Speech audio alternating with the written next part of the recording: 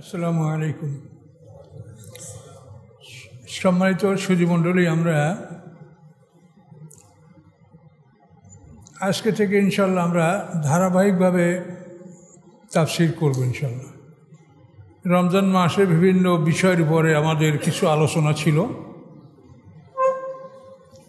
তো আজকে আমাদের আলোচনা শুরু হচ্ছে সূরা কাসাসের 43 নম্বর আয়াত থেকে। আউযু বিল্লাহি মিনাশ শাইতানির রাজিম। ওয়ালাকাদ আতাইনা মূসাল কিতাবা মিন বা'দি মা আহলাকনাল কুরুনাল উলা। আল্লাহ বলেন, নিশ্চয় আমি দান করেছি মূসা আলাইহিস সালামকে কিতাব, মিন বা'দি মা আহলাকনাল কুরুনাল উলা, পূর্ববর্তী বহু জাতিকে ধ্বংস করার পরে। আদ, সামুদ, জাদিস, তাসাম, আসাবাইকা, কওমে তুব্বা, এইসব জাতিগুলি ধ্বংস করার পরে আল্লাহ তাআলা মূসা আলাইহিস সালামকে তাওরাত কিতাব দান করলেন। বাসায়রা লিন-নাস, মানুষের জন্য দৃষ্টি, অর্থাৎ মানুষের জন্য জ্ঞান ও ভাণ্ডার। হুদান, এবং এই কিতাব ছিল পথ নির্দেশক, পথ প্রদর্শক। রহমাতান, এবং দয়া। লাআল্লাহুম ইয়াতাযাক্কারুন, সম্ভবত মানুষেরা উপদেশ গ্রহণ করবে।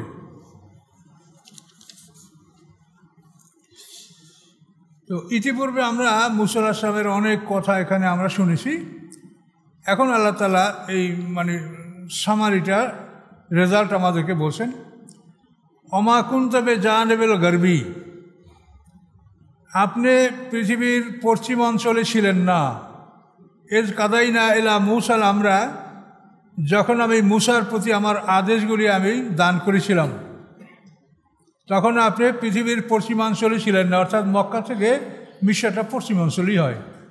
ওমা কুনতা শাহিদিন, এবং আপনি তাদের মাঝে উপস্থিত ছিলেন না। মুহাম্মদ সাল্লামকে বলা হচ্ছে যে আপনি পশ্চিমাঞ্চলেও ছিলেন না, এবং আপনি মূসা আলাইহিস সালামের কাছে বা হারুন আলাইহিস সালামের কাছে আপনি উপস্থিত ছিলেন না। ওয়ালাকিন্না আনশানা, বরং আমি সৃষ্টি করেছি কুরুনান, বহু জাতি। ফাতাতাওয়ালা আলাইহিমুল উমুর, অতি দীর্ঘকাল তারা হায়াত লাভ করেছে, জীবনকাল লাভ করেছে। ওমা কুনতা সাবিয়ান ফি আহলি মাদিয়ানা, এবং আপনি কখনো মাদিয়ানবাসীদের ভিতরে বসবাস করেননি, যে তাতলু আলাইহিম, যে তাদের উপরে আপনি এগুলি পাঠ করে শোনাবেন। আয়াতিনা, আমার আয়াতগুলি। ওয়ালাকিন্না কুন্না মুরসিলিন, বরং আমি ছিলাম এগুলির প্রেরণকারী। আল্লাহ বলছেন যে মূসা আলাইহিস সালাম যে এত, আল্লাহ রসুল মুহাম্মদ সাল্লাল্লাহু আলাইহি ওয়াসাল্লাম এত বিস্তারিতভাবে যে ঘটনাগুলো বললেন, মূসা আলাইহিস সালামের জন্ম থেকে তার জীবনের শেষ পর্যন্ত উত্থান পতন সব ঘটনাগুলি বিস্তারিত বললেন। মাদায়েনে শুআয়ব আলাইহিস সালামের ঘটনা সেগুলি বললেন। তো এই কথা আপনি কি করে বললেন? তিনি একজন উম্মি, তিনি লেখাপড়া জানেন না, তিনি কোনো বই পড়ে শিখবেন এটা সম্ভাবনা নাই, তাকে কেউ শিখাবে এমন কারো ক্ষমতা নাই। তাহলে এখন এগুলি আল্লাহ রসুল যে আমাদের কাছে বিস্তারিত বর্ণনাটা করলেন, এটা কোথার থেকে? আল্লাহ বলেন, ওয়ালাকিন্না কুন্না মুরসিলিন, আমি ছিলাম প্রেরণকারী, আমি ওহীর মাধ্যমে আপনাকে আমি এই কথাগুলো জানিয়ে দিয়েছি। মুহাম্মদ সাল্লাল্লাহু আলাইহি ওয়াসাল্লাম নিরক্ষর উম্মি, তিনি বিশুদ্ধ ইতিহাস, নির্ভুল ইতিহাসগুলি জাতির কাছে তুলে ধরেছেন। এটা প্রমাণ করে যে তিনি রাসূল, আল্লাহ তাআলা তার কাছে এগুলি ওহীর মাধ্যমে প্রেরণ করেন। আরও আল্লাহ বলছেন, ওমা কুনতা বিজানিবিত তুর, আপনি তুর পাহাড়ের নিকটেও ছিলেন না।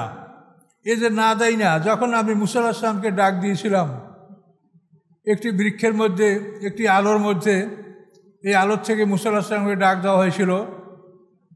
আল্লাহ তাআলা সেই কথা বলেন যে আপনি তখন তুর প্রান্তে ছিলেন না। এই নাদাইনা, যখন আমি মূসা আলাইহিস সালামকে ডাক দিয়েছিলাম। ওয়ালাকিন রাহমাতাম মির রাব্বিকা, বরং এগুলি সব হলো আপনার রবের পক্ষ থেকে আপনার প্রতি দয়া, যে তিনি আপনাকে দয়া করে এই রেসালাত দান করেছেন। কেন?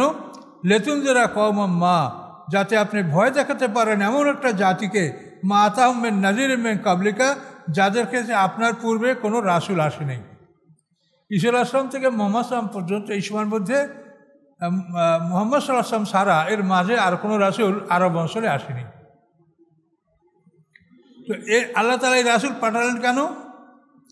লাআল্লাহুম ইয়াতাযাক্কারুন, যাতে তারা উপদেশ গ্রহণ করতে পারে যে মুহাম্মদ সাল্লাল্লাহু আলাইহি ওয়াসাল্লাম আল্লাহর রাসূল, তিনি যা বলছেন তিনি আল্লাহর পক্ষ থেকে কথাগুলি বলছেন।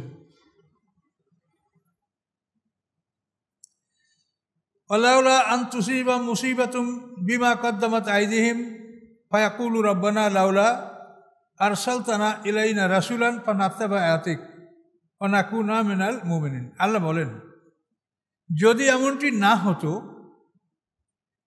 যে তাদের উপরে যখন বিপদ আসবে তাদের কর্মফলের জন্য, হাতের কামার জন্য, তখন তারা বলবে যে হে রব, আমাদের প্রতি আপনি কেন রসুল পাঠালেন না? এই ধরনের ওজর আপত্তি তারা পেশ করবে। এটা যেন করতে তারা না পারে। রসুল পাঠালে ফানাত্তাবা আয়াতিকা, আমরা সেই রাসূলের আয়াতগুলির অনুকরণ করতাম, এইটা যেন তারা না বলতে পারে, এই জন্য আমি তাদের মাঝে রাসূল পাঠালাম। ও নাকুনা মিনাল মুমিনিন, এবং আমরা মুমিন হয়ে যেতাম। যদি রসুল পাঠাতেন তাহলে আমরা তার আনুগত্য করতাম, মুমিন হয়ে যেতাম। এই কথাগুলি যেন তারা বলতে না পারে, এই জন্য আমি তাদের মাঝে মুহাম্মদ সাল্লাল্লাহু আলাইহি ওয়াসাল্লামকে তাদের ভাষায়, মাতৃভাষায়, আরবি ভাষায় আমি নবী পাঠিয়েছি, রাসূল পাঠিয়েছি। ফালাম্মা জাআহুল হক, অতঃপর যখন তাদের কাছে সত্য আসলো, মিন ইনদিনা, আমার নিকট থেকে, আল্লাহর নিকট থেকে, ক্বালু, তখন তারা বলতে লাগলো, লাউলা উতিয়া মিসলা মা উতিয়া মূসা, কেন দেওয়া হলো না তাকে অনুরূপ যা দেওয়া হয়েছিল মূসা আলাইহিস সালামকে? মূসা আলাইহিস সালামকে 9টা মুজিজা দেওয়া হয়েছিল, কাজে মুহাম্মদ সাল্লাল্লাহু আলাইহি ওয়াসাল্লামকে ওইরূপ কেন দেওয়া হচ্ছে না? তখন আল্লাহ তাআলা জবাব দিচ্ছেন, আওয়ালাম ইয়াকফুরু বিমা উতিয়া মূসা মিন ক্বাবলু, ইতিপূর্বে মূসাকে যে মুজিজা দেওয়া হয়েছিল সেগুলি তারা অবিশ্বাস করে নাই? সেই 9টা মুজিজা দেখে কি তারা ঈমান এনেছে? কই, ঈমান তো আনে নাই। তাহলে ওই রকম মুজিজা দাবি করে কি লাভ? মিন ক্বাবলু, ইতিপূর্বে। ক্বালু, তারা বলছিল কি, সেহরানে তাজাহারা, দুই জাদু একে অপরকে সাহায্য করছে। মূসা আলাইহিস সালাম, হারুন আলাইহিস সালাম, দুইজন নবী, একজন নবী একজন রাসূল। এই দুই নবী রাসূল তাদের কাছে আসার পরে তারা কি বলছিল? ক্বালু সেহরানে তাজাহারা, তারা দুইজন জাদুকর একে অপরকে সাহায্য করছে। ওয়াকালু, এবং তারা বলেছিল, ইন্না বিকুল্লিন কাফিরিন, আমরা সব কিছু অস্বীকার করছি, আমরা এগুলি কিচ্ছু মানব না। কুল, আপনি বলুন, ফাতু বিকিতাবিম মিন ইনদিল্লাহি ওয়া আহাদা মিনহুমা, আপনি বলুন তোমরা নিয়ে আসো এমন একটা কিতাব আল্লাহর নিকট হতে, ওয়া আহাদা মিনহুমা, যেই কিতাবটি এই দুইটি কিতাবের চাইতে অধিক পথ প্রদর্শনকারী। দুইটি কিতাব হলো তাওরাত এবং কোরআন। এই দুটি কিতাব হতে আরও অধিক পথ প্রদর্শনকারী, সৎপথ প্রদর্শনকারী কোনো কিতাব তোমরা নিয়ে আসো, তাহলে আত্তাবিহু, আমি সেই কিতাবটা মানব। আর বলেন, তাহলে আমি সেই কথাটা মানব। এরকম কথা কোরআনে আরও আসে। ইহুদিরা, খ্রিস্টানরা আল্লাহর সন্তান আছে বলে দাবি করে। তখন আল্লাহ বলছেন আল্লাহ রসুলকে যে আপনি বলেন, কুল, আপনি বলেন, লাউ কানা লির রহমানি ওয়ালাদুন ফাআনা আউয়ালুল আবিদিন, রহমানের যদি কোনো ছেলে থাকে আমি সবাই আগে তার ইবাদতকারী হব। তোমরা যদি প্রমাণ করতে পারো যে রহমানের ছেলে আছে, আল্লাহর ছেলে আছে, তাহলে আমি সবাই আগে আউয়ালুল আবিদিন, আমি সবাই আগে সেই রহমানের ছেলের ইবাদত আমি করব। কিন্তু প্রমাণ করো, ছেলে কোত্থেকে আসো, তার মা কই, মা কোত্থেকে আসো, তার বাবা কই, এগুলি সবই তোমরা এটা তথ্য দাও। কিন্তু কিছুই তারা দিতে পারছে না, কিন্তু গায়ের জোরে বলছে, আর সেগুলি তারাও মানছে, মানুষরাও মানছে। কোটি কোটি মানুষ বিনা দলিলের কথা মানছে। আর আমাদের সমাজের অবস্থাও তাই, কোটি কোটি মানুষ বিনা দলিলের কথা মানছে, দলিলের কথা তারা মানে না। যেটা প্রচলিত সমাজে পেয়েছে এটাই তারা মনে করে যে সেই সঠিক। তো আল্লাহ তাআলা সব দৃষ্টান্তগুলি স্পষ্ট করে দিচ্ছেন। এখন আল্লাহ বলেন, ফাইল্লাম ইয়াস্তাজিবু লাকা, আপনার এই সমস্ত কথার জবাব যদি তারা না দেয়, ফালাম, নিশ্চয়ই আপনি জেনে রাখুন, আন্নামা ইয়াত্তাবিউনা আহওয়াহুম, নিশ্চয়ই তারা কামনা বাসনা নিজের মনের ইচ্ছার অনুকরণ করে, তাদের কাছে কোনো দলিল প্রমাণ নাই। অমান আদাল্লু মেহমান, কে অতি পথভ্রষ্ট ওই ব্যক্তি চাইতে ইত্তাবা হাহু, যে নিজের মনের ইচ্ছার অনুকরণ করে, মনে যা চায় তাই বলে, মনে যা চায় তাই করে। বেগারে হুদাম মিনাল্লাহ, আল্লাহর পক্ষ থেকে কোনো পথ প্রদর্শন ছাড়া, নির্দেশ ছাড়া মনে চায় তাই যে করে, সে অত্যন্ত ভ্রষ্ট। ইন্নাল্লাহ লা ইয়াহদিল কওমাজ জালিমিন, নিশ্চয় আল্লাহ তাআলা জালেম সম্প্রদায়কে কখনোই পথ প্রদর্শন করে না। সম্মানিত শুধু মনের ইচ্ছার কামনা, ইচ্ছার আনুগত্য এটা করা যাবে না। তার কারণ আমরা মানুষ সৃষ্টিগতভাবে অনেক দুর্বল, এবং আমাদের জ্ঞান, জন্মগতভাবে জ্ঞান অন্যান্য প্রাণীর চাইতে মানুষের জ্ঞান কম। জন্মগতভাবে অন্যান্য প্রাণী যে জ্ঞান রাখে, তা মুরগির বাচ্চা 3 দিন বয়স হলে তাকে আপনি খুদি চাল তার সাথে পাথর মিলিয়ে দেবেন, দেখবেন যে ও পাথরটা খাবে না, চালটাই খাবে। ওর মা যদি সংকেত দেয় তো ছোট্ট ছোট্ট বাচ্চাগুলি তাড়াতাড়ি লুকিয়ে যাবে। কিন্তু মানুষের বাচ্চারা কিন্তু এত ছোট হলে এ ধরনের কোনো অভিজ্ঞতা অর্জন করতে পারে না। সে পায়খানা করে নিজে হাতে ধরতে পারে, তা নিজে খায়। তো মানুষের জন্মগতভাবে মানুষের জ্ঞান অত্যন্ত কম, কিন্তু মানুষের জ্ঞানটা ডেভেলপ করতে পারে। আর অন্যান্য প্রাণীর জন্মগতভাবে জ্ঞান, কিন্তু তাদের জ্ঞান ডেভেলপ করে না। শিম্পাঞ্জির আঙ্গুল আছে, হাত পা আছে, কিন্তু শিম্পাঞ্জিকে ড্রাইভার বানানো যাচ্ছে না। এটা বহু চেষ্টা করে দেখা হচ্ছে যে গাড়ি চালানোর জন্য যে হাত লাগে, পা লাগে, সেটা আছে, কিন্তু তার দ্বারা তারা ড্রাইভার হতে পারছে না। তো মানুষ জন্মগতভাবে অনেক অল্প জ্ঞানের অধিকারী, তার জ্ঞানকে ডেভেলপ করতে হবে। এখন এই জ্ঞানকে আপনি ডেভেলপ করে শুধু যদি 2টা জীবন আপনার, শুধু এই একটা জীবনের জন্যই যদি আপনি জ্ঞানকে ডেভেলপ করেন, আর দ্বিতীয় জীবন যেটা আছে অনেক লম্বা, অনেক বড়, অনেক দীর্ঘস্থায়ী, সেই দিনের জন্য যদি আপনি আপনার জ্ঞানকে ডেভেলপ না করেন, তা আপনি ক্ষতিগ্রস্ত হবেন। এটা নিজের বিচারেই আপনি নিজে হাসরের ময়দানে হেরে যাবেন। যে আপনার জ্ঞানকে ডেভেলপ করতে হবে। আপনি এমনি বুঝতে পারবেন না ইসলাম কেমন। যেমন আপনি চেষ্টা না করে এমনি আপনি মাস্টার ডিগ্রি নিতে পারেন না, বহু পরিশ্রম করতে হয়েছে। তো এই জন্য পরকাল বোঝার জন্য, দিন বোঝার জন্য আপনাকে অনেক সময় দিতে হবে, ব্যয় করতে হবে। এই জন্য এই বিষয়গুলি মানুষের চিন্তা ভাবনা করতে হবে। এবং নবী রাসূলের আগমনের উদ্দেশ্য এটাই যে একটা মানুষের জীবনের প্রথম থেকে শেষ পর্যন্ত তাকে একটা পরিচয় দিয়ে দেওয়া, যে একটা মানুষের জীবনে 8টা পর্ব। আমরা মানুষ, আমাদের জীবনের শুরু হলো মৃত্যু থেকে। কাইফা তাকফুরুনা বিল্লাহি ওয়া কুনতুম আমওয়াতা, কীভাবে তোমরা কুফরি করছো, তোমরা ছিল মৃত। আমরা সবাই মৃত ছিলাম।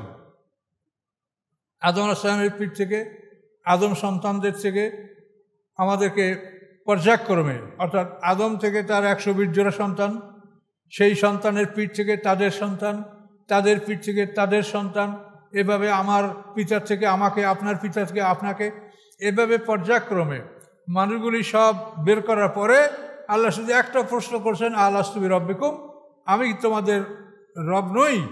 আমি কি তোমাদের রব নই? ক্বালু বালা, আমরা সবাই বলছি সমস্যারে যে হ্যাঁ, আপনি আমাদের রব। এই সাক্ষী গ্রহণ করার জন্য আমাদের মধ্যে যে মুহূর্তের জন্য একটা জীবন সঞ্চার করা হয়েছিল, এটাকে জীবনের মধ্যে ধরা হয় নাই। এটা কোনো উপভোগ করার জীবন ছিল না। এখানে কেউ কিছু উপভোগ করতে পারে নাই, শুধু একটা কথার জবাব দিয়েছে। কিন্তু এই কথার জবাব দেওয়ার জন্য মানুষের মধ্যে প্রাণ সঞ্চার করতে হয়েছে। তো এই যে প্রাণ সঞ্চার করা এবং তার থেকে একটা উত্তর নেওয়া, এটা হলো যে মানব সৃষ্টি, এটার মানে কমপ্লিশন, এটা মানে চূড়ান্ত, যে এইবার মানব সৃষ্টিটা চূড়ান্ত হয়েছে। আপনি একটা কিছু আবিষ্কার করলে সেটা যদি আপনি পরীক্ষা না করেন, ততক্ষণ পর্যন্ত আবিষ্কারটা সফল হয় না বা পূর্ণতা লাভ করে না। অ্যাটম বোম বানায় যদি টেস্ট না করে, ততক্ষণ পর্যন্ত এটা পূর্ণতা লাভ করে না। তো আল্লাহ মানুষ বানাইছেন ইবাদতের জন্য, সে ইবাদতের যোগ্য কিনা এইটা বোঝার জন্য তাকে পরীক্ষা করতে হবে। তাহলে তার সৃষ্টির ব্যাপারটা কমপ্লিশন, এটা পুরো কমপ্লিট হবে যে না, এই সৃষ্টিটা সমাপ্ত হলো। তো আমাদেরকে যে একটু সময়ের জন্য আমাদের মধ্যে প্রাণটাকে ইনফিউজ করা হয়েছিল, আমাদের মধ্যে জীবন সঞ্চার করা হয়েছিল, এটা হলো যে আমরা যে উদ্দেশ্যে আমাদেরকে সৃষ্টি করা হয়েছে, আমরা সেই উদ্দেশ্যের জন্য ঠিক আছি কিনা। আমরা ঠিকমতো সৃষ্টি হয়েছি না, প্রপারলি আমরা তৈরি হয়েছি কিনা।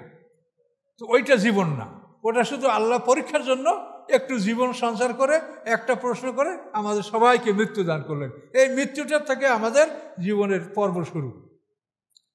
এখন আমরা সবাই একসঙ্গে মারা গেলাম, আবার হাসরের ময়দানে আমরা সবাই একসাথে উঠব। ইসরাফিলের দ্বিতীয় সিংহার ফুৎকারে আমরা সবাই একসাথে উঠব। প্রথম সিংহার ফুৎকারে আমাদের পদার্থের দেহটা একত্রিত হবে, হওয়ার পরে আমরা 40 বছর বিরতি থাকবে, আমরা ঘুমিয়ে থাকব। দ্বিতীয় সিংহার ফুৎকারে আমরা সবাই একসাথে উঠব। তাহলে এখন দেখেন, আমাদের সবাইয়ের মৃত্যু হলো একসঙ্গে, আবার দ্বিতীয় জীবন আমাদের শুরু হবে সবাই একসঙ্গে, কিন্তু মাঝখানের পর্বগুলি আমাদের আলাদা। আদমের পিঠ থেকে, আমাদের পিতাদের পিঠ থেকে আমরা সাক্ষী দিলাম, আমরা মরে গেলাম। মরে যাওয়ার পরে আমরা এখন আসছি। আমাদের পিছনে হাজার হাজার বছর পর্যন্ত পৃথিবীতে মানুষের আগমন ঘটছে, ঘটে নাই? তাহলে আমাদের পৃথিবীতে আসাটা, অর্থাৎ মানে মৃত্যুর পরে যে বরজাক, পর্দার আড়ালে জগৎ, এইটা আমাদের সমান না। যারা নূহ আলাইহিস সালামের জমানায় জন্মগ্রহণ করেছে তাদের জীবনে পিছনের সময় খুব কমই ছিল। মরার পরে সামনে বিশাল বরজাক, পর্দার আড়ালের জগৎ। আমাদের সামনে বরজাক কম, পিছনে আমাদের বরজাক বেশি গেছে। তাহলে মানুষের জীবনের প্রথম পর্ব হলো মৃত্যু। মৃত্যুর পরে বরজাক, মানে পর্দার আড়ালে জগতে ঢুকে পড়া। সেই পর্দার আড়ালে জগৎ থেকে আমরা পর্যায়ক্রমে পৃথিবীতে আসছি, একসঙ্গে আসতেছি না। কেউ এখন, কেউ আরও সামনে, কেউ আরও পিছনে আসছি।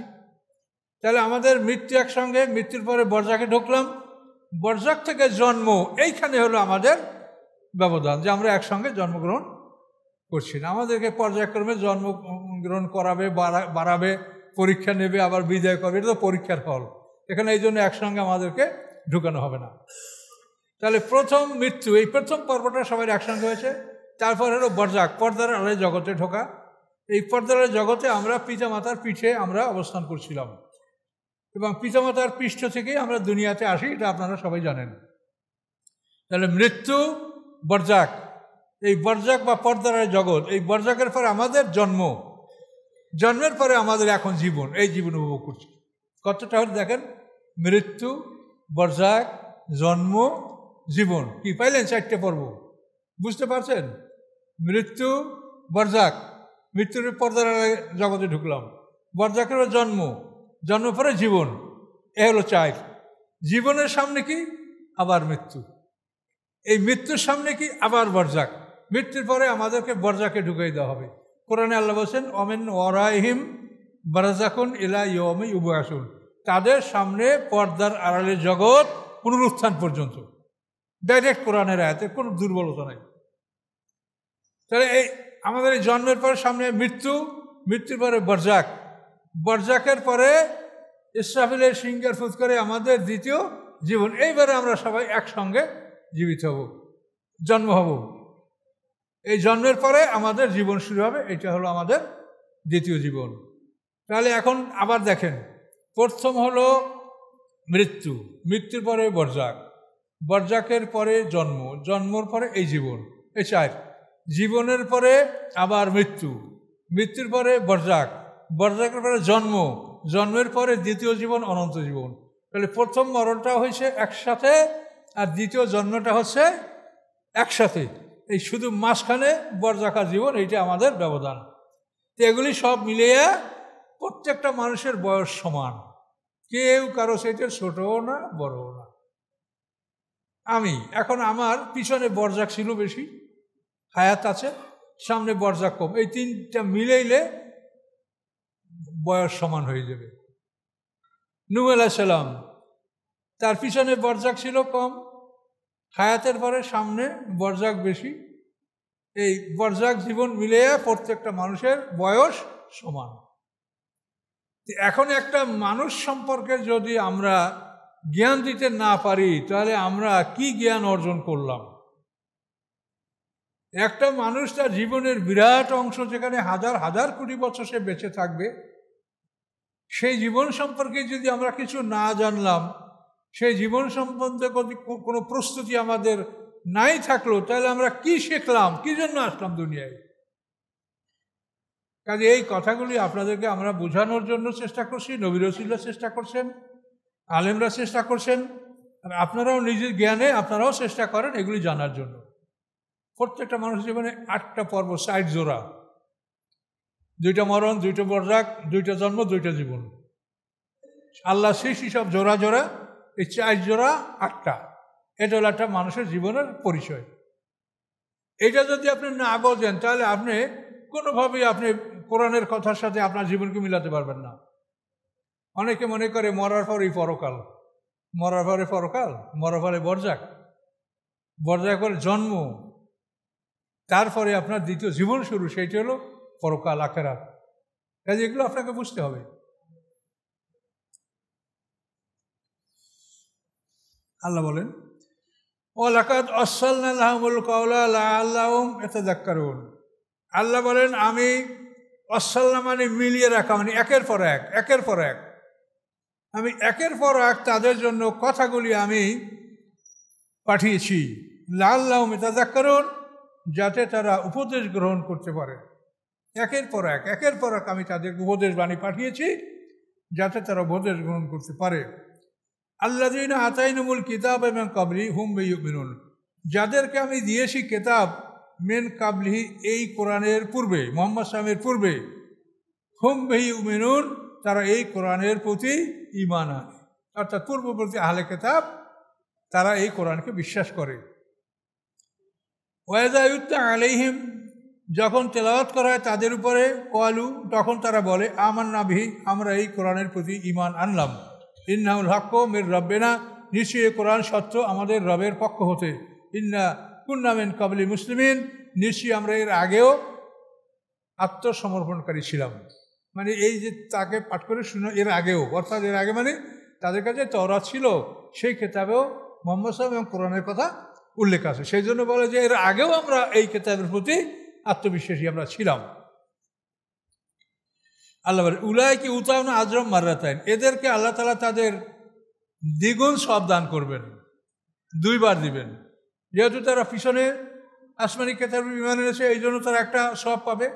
আবার কোরআন নাযিল হওয়ার পরে কোরআনের উপরেও তারা ঈমান আনলো, এই তাদের ডবল ঈমানের জন্য তারা ডবল সওয়াব পাবে, এটা আল্লাহ ঘোষণা করলেন। উলাইকা ইউতাউনা আজরাম মাররাতাইন, এদেরকে আল্লাহ তাআলা 2 বার সওয়াব দিবেন, বিমা সবারও, তাদের ধৈর্যের কারণে। ওয়ায়াদরাউনা বিল হাসানাতি সাইয়্যা, এবং তারা দূর করে ভালো দ্বারা মন্দকে, ভালো দ্বারা মন্দকে দূর করে। অর্থাৎ আপনি একটা গালি দিছে, আপনি গালি দিতে পারবেন না, আপনি ধৈর্য ধারণ করবেন এবং তাকে উপদেশমূলক কথা বলবেন। আপনাকে একজনে ক্ষতি করছে, আপনি তার উপকার করেন, আপনিও ক্ষতি করিয়েন না। এটা হলো মুমিনদের বৈশিষ্ট্য এবং আল্লাহর শিক্ষা। ওয়ায়াদরাউনা বিল হাসানাতি সাইয়্যা, তারা ভালো দ্বারা মন্দকে প্রতিহত করে। এইটা কিন্তু একটা বিরাট ব্যাপার, এটা ছোট মনে করবেন না।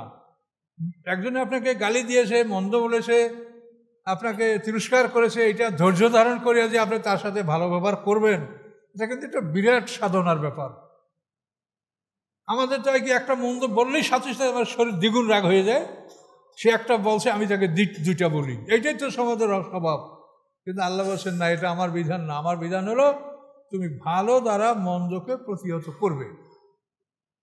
কখনোই তোমাকে মারলে, কাটলে, আঘাত করলে, জখম করলে তুমি তার প্রতিশোধ নিতে পারবা, এটা শরীয়তে বিধান রাখা হয়েছে। কিন্তু গালিগালাজ করলে তার কোনো প্রতিকার বিধান রাখা হয় না। সেখানে বিধান রাখা হয়েছে যে তুমি ভালো দ্বারা সেটাকে প্রতিহত করবে। কি কথা বলতে পারলেন? কোরআন বলছে দাঁতের বদলে দাঁত, নাকের বদলে নাক, কানের বদলে কান, ওয়াল জুরহুয়া কিসাস, সমস্ত আঘাতের প্রতিশোধ আছে, সমস্ত আঘাতের কেসাস আছে, কিন্তু গালিগালাজের কোনো কেসাস নাই। এই জন্য সবসময় আপনি এই খাসলাতটা অর্জন করা এটা বিরাট সাধনার ব্যাপার। আপনি অনেক ধৈর্য ধারণ না করলে এই স্বভাব আপনি অর্জন করতে পারবেন না। যে আপনাকে গালি দিয়েছে, আপনি কিছু উত্তর না করে আপনি তাকে ভালো কথা দ্বারা তাকে আপনি বুঝালেন। এটা যদি আপনি করেন, তো এইভাবে যদি একাধিকবার হয়, তা দেখবেন যদি ওই লোকটার ভাগ্য ভালো হয়, তো ওই লোকটা আপনার কাছে লজ্জিত হবে, ওই লোকটা আপনার কাছে লজ্জিত হবে, সে হয়তো আর খারাপ কথা আপনাকে আর নাও বলতে পারে। অমিম্মা রাযাকনাহুম ইউনফিকুন, এবং আমি তাদেরকে যা জীবিকা দান করেছি তার থেকে তারা ব্যয় করে। সম্পদ ব্যয় করা এটা একটা বিরাট ব্যাপার। জাকাত জাকাত ওসুর অন্যান্য সব কিছু তো দিবেন, তারপরও দান করবেন। তার কারণ এগুলি আপনার পরকালের জন্য। আল্লাহ রসুল বলছেন যে তোমরা তোমাদের নিজের সম্পদের চাইতে অপরের সম্পদ বেশি ভালোবাসো। সাহাবীরা বলেন, ইয়া রাসূল, এটা কেমন করে হয়? তখন আল্লাহ রসুল বলেন, তোমার কি? তুমি যা খেয়েছো, তুমি যা ব্যবহার করেছো, তুমি যা দান করেছো, এটা হল তোমার। তুমি যা সঞ্চয় করেছো তা তো তোমার না। এখন এই সঞ্চয় করার টাকা পয়সা যাতে ভাঙ্গা না লাগে, আপনারাও তো ওইরকম করেন যে না, ব্যাংকের টাকাটা তুলবো না, ওইটা থাকে, এদিক দিয়ে সেদিক দিয়ে দরকার বোধ একটু ধার টার করি বা অন্য কায়দা করিয়া বা সুদের টাকা দেয় সংসারটা চালায়, আর মূল টাকাটা থাইকে যায়। তাহলে অবস্থাটা কি হলো যে আপনি নিজের সম্পদের চাইতে অপরের সম্পদ আপনি ভালোবাসছেন। কোরআন আপনাকে এগুলি বলে দিচ্ছে।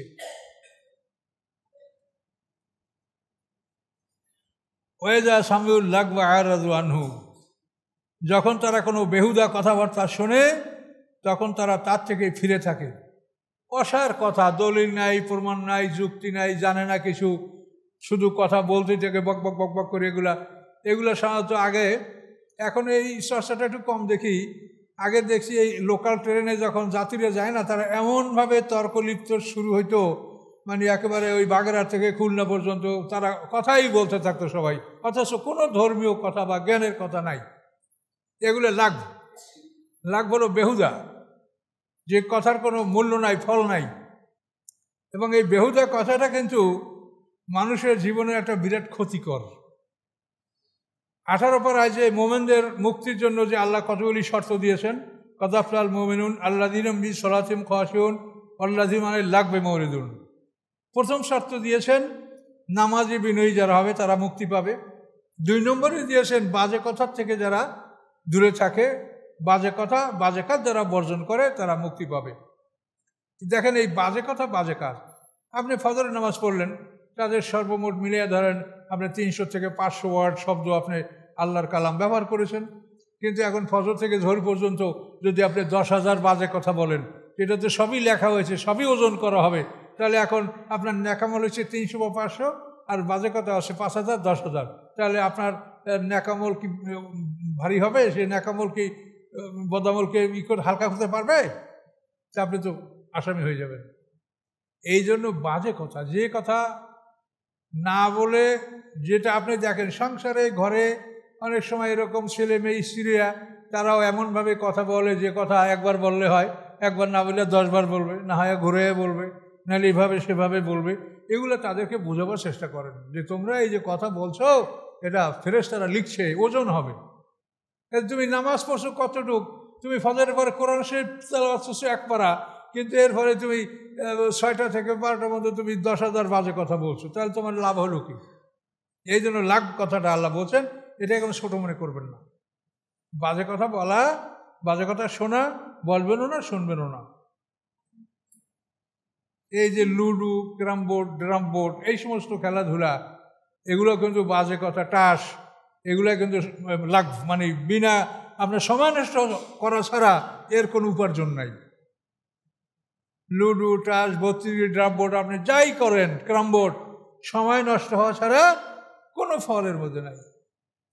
আপনাদের এতই সময় যে কিভাবে সময় নষ্ট করবেন, আর আপনারা শুনলে কি মনে করেন আমরা যে এত বয়স্ক, এখনও দেখি যে আমাদের মোটে সময়ই হয় না। যতক্ষণ সময় থাকে তখন এইটা পড়ি, ওইটা পড়ি, এইটা জানি, ওইটা জানি না, এভাবে আমাদের মোটে সময়তে হয় না। আর আপনাদের এত সময় যে কিভাবে কাটাবেন, ক্যারাম বোর্ড নিয়ে দাঁড়ায় গেলেন, 2-4 ঘন্টা কেটে গেল। তাই বুঝবেন যখন সময় আসবে যে এই সময়ের আপনার কত মূল্য ছিল। আজকাল যখন আসবে তখন আপনি সারা পৃথিবীর সম্পদ তার সামনে উপস্থাপন করে 1 মিনিট সময় তার থেকে নিতে পারবেন না। কি পারবেন? রব্বি লাউলা আখারতানি ইলা আজালিন করিব, হে রব, যদি আপনি আমাকে একটা মুহূর্তের জন্য সময় দান করেন, ফাআসাদদাকা ওয়া আকুম মিনাস সালিহিন, আমি সৎকার করব, আমি সৎকর্মশীলদের অন্তর্ভুক্ত হব। এই যে অনুরোধ বান্দা করবে, কোরআনে আল্লাহ বলেছেন। আল্লাহ কি বলছেন তার জবাবে? আল্লাহ ইউআখিরুল্লাহু নাফসান ইযা জাআ আজালুহা, কোনো মানুষের যখন নির্ধারিত সময় আসবে তাকে 1 মুহূর্ত আর সময় বাড়িয়ে দেওয়া হবে না। কাজেই সময় অত্যন্ত মূল্যবান। এই সময়কে আপনারা বাজে কাজে নষ্ট করেন না, জীবন সম্পদে জানার চেষ্টা করেন। আপনার নিজের জীবন সম্পর্কে আপনি জানার চেষ্টা করেন যে আপনার জীবনটা কি, এর শুরু কোথায়, শেষ কোথায়। এবং সবসময় একটা কথা মনে রাখবেন, আপনি আমরা সবাই মানুষ, আমরা একটা খাঁচা নিয়ে এখানে বসা আছি। এই খাঁচার মধ্যে একটা জিনিস আছে, এটা কি? রূহ, নফস এবং রূহ। এগুলি এটার মধ্যে আসে বলেই আমরা বসে আছি, কথা বলছি, শুনছি। এগুলি যখন চলে যাবে তখন লাশ। তাহলে এখন আমাদের এই খাঁচার মধ্যে যে প্রাণটা ঢুকলো, এটা কি আপনার কাছে বা আমার কাছে পারমিশন নিয়ে ঢুকছে যে আপনার মধ্যে আমি প্রাণ আমি ঢুকি? বলেন, এই প্রাণটা যখন আপনার মধ্যে ঢুকেছে, সে কি পারমিশন নিয়ে ঢুকেছে? কখন ঢুকেছে আপনি কি জানেন? জানেন না। আবার এই প্রাণটা যখন আপনার বের হয়ে যাবে, তখন কি আপনার কাছ থেকে অনুমতি নিয়ে বের হবে যে আমি এখন যাই স্যার? কি সে যখন যেতে যাবে তখন এখন এমনভাবে যাবে যে আপনি সমস্ত পৃথিবীর শক্তি, আপনার শ্রম, কৌশল, আপনার স্ট্র্যাটেজি সব ব্যবহার করে তাকে আপনি রুখতে পারবেন না। কি পারবেন? লাইফ সাপোর্টে থাকেন আর যেখানেই থাকেন, কি পারবেন? তাহলে এখন এমন একটা জিনিস নিয়ে আমরা এই খাঁচার মধ্যে ধারণ করছি, এমন একটা জিনিস খাঁচার মধ্যে ধারণ করছি যে ঢোকার সময় আমার পারমিশন নিয়ে ঢোকে নাই, যাওয়ার সময় আমার পারমিশন নিয়ে যাবে না, আবার দ্বিতীয়বার যখন জীবিত হব তখনও আমার পারমিশনে সে আমার মধ্যে ঢুকবে না। সে আল্লাহ যখন আদেশ দিবেন, ইসরাফিলের সিঙ্গার ফুৎকারি আমার এই খাঁচার মধ্যে আবার ঢুকে যায়। প্রথম সিঙ্গার ফুৎকারি এই খাঁচা তৈরি হবে, দ্বিতীয় সিঙ্গার ফুৎকারির মধ্যে প্রাণ ঢুকবে। তাহলে এখন আপনি দেখেন যে আপনি আমি মানুষ, আমরা কত অসহায়, এটা ভেবে দেখেন। আমরা কত অসহায়, এটা ভেবে দেখেন। কাজে নিজেকে যেই শক্তিশালী মনে করেন, যাই মনে করেন, কিন্তু আমরা কিন্তু অত্যন্ত অসহায়। যেই প্রাণটা ঢুকলো কেমন করে? আমি কি বলেছি আমি পৃথিবীতে যাব? এখন আমার উপরে এত বোঝা, এত কষ্ট, আমাকে আল্লাহর পথে জিহাদ করতে হবে, আমাকে সংগ্রাম করতে হবে, আমাকে সংসার ধর্মের জন্য এত কষ্ট করতে হবে। আমি কি বলেছি যে আমি পৃথিবীতে যাব? বলিনি। আমাকে এখানে আনা হয়েছে, আবার এখান থেকে আমাকে জোরপূর্বক নিয়ে যাওয়া হবে, আবার আমাকে পুনরায় জীবিত করা হবে। এটা আল্লাহর ইচ্ছা। এখানে আমি আল্লাহর সাথে কোনো মোকাবেলাও করতে পারবো না, আর এর সাথে আমরা কিছুই করার কোনো ক্ষমতা নেই। আল্লাহ বলেন, তিনি যা করেন তাকে কেউ জিজ্ঞাসা করতে পারে না। লা ইউসআলু আম্মা ইয়াফআলু, তিনি যা করেন তাকে কেউ জিজ্ঞাসা করতে পারে না। ওহুম ইউসআলুন, তাদের সবাইকে জিজ্ঞাসা করা হবে। আল্লাহকে জিজ্ঞাসা করার কোনো ক্ষমতা নাই। আপনার আল্লাহর কোনো কথা, কোনো আয়াত, কোনো বিষয় যদি আপনার কাছে মনে হয় যে এটা এইরকম নাই ওই রকম হইতো, এটা আপনি তখন লাহাওলা পড়বেন, তখন আপনি বুঝবেন যে এই আল্লাহর এই কাজের উপরে আমি হস্তক্ষেপ করতে যাচ্ছি। তিনি যেভাবে করেছেন ওভাবে আপনি আত্মসমর্পণ করেন। আপনার আমার কি জ্ঞান আছে যে আমরা আল্লাহ একটা কাজ করেছে সেটা এরকম না করলে এরকম হইতো? অনেকে বলে আল্লাহ এইখানে এইটা বলতে পারতো না, আল্লাহ এইটা এইখানে করতে পারতো না। এটা যে কত বড় অপরাধ সেটা আপনি বুঝবেন সময় মতো।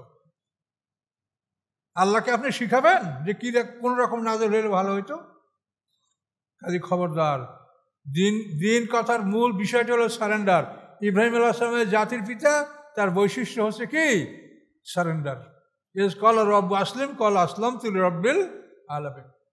আল্লাহ বলছে ইব্রাহিম তুমি সারেন্ডার করো, তিনি বললেন আসলাম তুল রব্বিল আলামিন, মহাবিশ্বের প্রতিপালকের কাছে আমি আত্মসমর্পণ করলাম।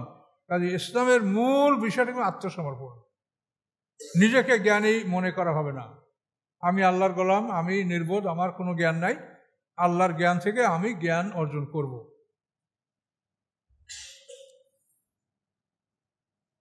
আল্লাহ বলেন যে তারা যখন বাজে কথা, বাজে কাজ, এই অনুষ্ঠানগুলি থেকে তারা যখন অতিক্রম করে বা শোনে, কালু, তারা বলে লানা আমালুন লাকুম আমালুকুম, আমাদের জন্য আমাদের কাজ, তোমাদের জন্য তোমাদের কাজ। সালামুন আলাইকুম, তোমাদের প্রতি সালাম। অর্থাৎ তাদের সাথে তর্ক লিপ্ত হবেন না। এই সালাম মানে বিদেয়ী সালাম, যে ভাই মাফ করেন সালাম। আপনি এদের সাথে তর্ক লিপ্ত হবেন না। আল্লাহ নাবতাগিল জাহেলিন, আমরা জাহেল বা অজ্ঞতা, মূর্খতা আমরা কামনা করি না। কাজে এগুলি কাজ, অজ্ঞতা, মূর্খতা, জ্ঞানহীন কথাবার্তা বলা, এগুলি আমরা কামনা করি না। এই বলে তাদেরকে সালাম দিয়ে সরে পড়বেন, তাদের সাথে লিপ্ত হবেন না। ইন্নাকা লা তাহদি মান আহবাবতা, হে রাসূল, যাকে আপনি ভালোবাসেন অবশ্যই আপনি তাকে হেদায়েত দান করতে পারেন না। ওয়ালাকিন্নাল্লাহু ইয়াহদি মান ইয়াশা, বরং আল্লাহ যাকে ইচ্ছে তাকে হেদায়েত দান করেন। রাসূল ভালোবেসে কাউকে হেদায়েত ধরতে পারবেন না। যদি তাই পারতেন তাহলে তার চাচা আবু তালেবকে তিনি হেদায়েত দান করতে পারতেন। আল্লাহ রসুলের জন্মের 6 মাস আগে পিতা মারা যায়। 6 বছর বয়সে মাতা মারা যায়, 8 বছর বয়সে দাদা মারা যায়। এই 8 বছর বয়স পার হয়ে যাওয়ার পর থেকে মৃত্যু পর্যন্ত আল্লাহ রসুলের অভিভাবক ছিলেন আবু তালেব, চাচা আবু তালেব। তাকে আল্লাহ রসুল হেদায়েতের মধ্যে আনতে পারেন না। এটা আল্লাহ বলেন যে রাসূল আপনি কাউকে হেদায়েত করতে পারবেন না, হেদায়েত আল্লাহর হাতে। তাহলে আমাদের আল্লাহর কাছেই হেদায়েত চাইতে হবে। তো যারা সুন্নাত পড়ে না তারা কাবলা জুমা 4 রাকাত